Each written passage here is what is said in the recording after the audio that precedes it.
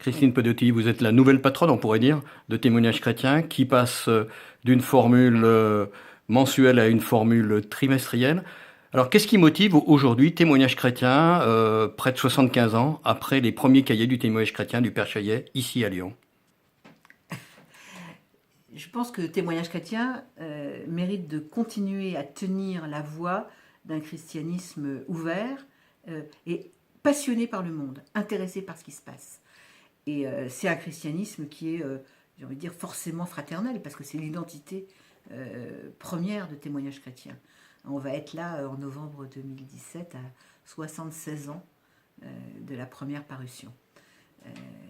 Alors on va continuer à avoir une lettre hebdomadaire qui est complètement sur l'actualité, et puis on va essayer de comprendre ce qui se passe dans un temps plus long par le biais du trimestriel.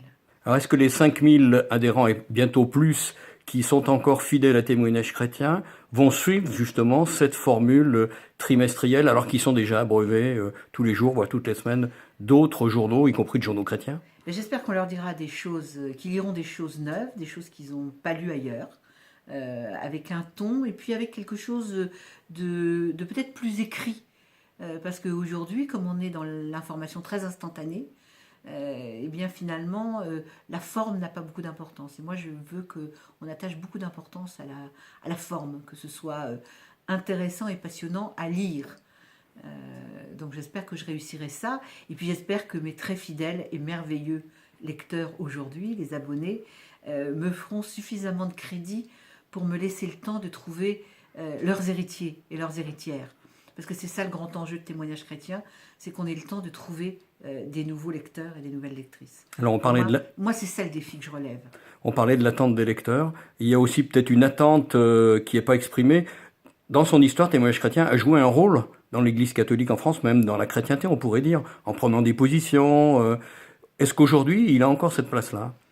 Écoutez, moi je ne suis pas sûre, pour ma part, je suis une militante catholique et féministe, mais je ne suis pas sûre que ce combat soit celui de Témoignage chrétien. Moi j'aimerais bien que Témoignage chrétien garde une identité chrétienne et ne soit pas affilié à une église ou au combat d'une église. Après tout, ils sont la naissance, c'est des protestants et des catholiques qui considéraient que ce qu'ils avaient en commun, c'était des valeurs chrétiennes, c'était la puissance évangélique en dehors des institutions.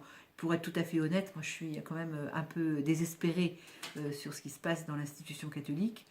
Et je ne suis pas sûre que ce soit à Témoignage chrétien de se battre pour un certain nombre de choses dans l'institution. Ultime question, vous êtes journaliste. Pour aujourd'hui, on sait l'état des médias. Hein. Relancer une formule en tant que journaliste en y mettant ses deniers personnels, c'est un sacré challenge. Oui, mais enfin, si on ne relève pas des défis dans la vie, ça ne vaut pas la peine de la vivre. Moi, je ne suis pas sûre que ce soit un si grand défi. Je pense qu'il y a un basculement à droite de l'opinion chrétienne et catholique. Et que c'est à cause de ça qu'il faut donner un contrepoids à gauche. Et il n'y avait rien de mieux que Témoignage chrétien pour ça. Je me suis posé la question, est-ce qu'il faut créer quelque chose ou est-ce qu'il faut reprendre? Et comme j'ai eu l'opportunité de reprendre Témoignage chrétien, j'ai considéré que la valeur, l'honneur, la dimension historique, l'estime qui est liée à ce titre méritait que ce soit Témoignage chrétien qui prenne ce relais et qui mène cette bataille contre un christianisme identitaire qui nous guette.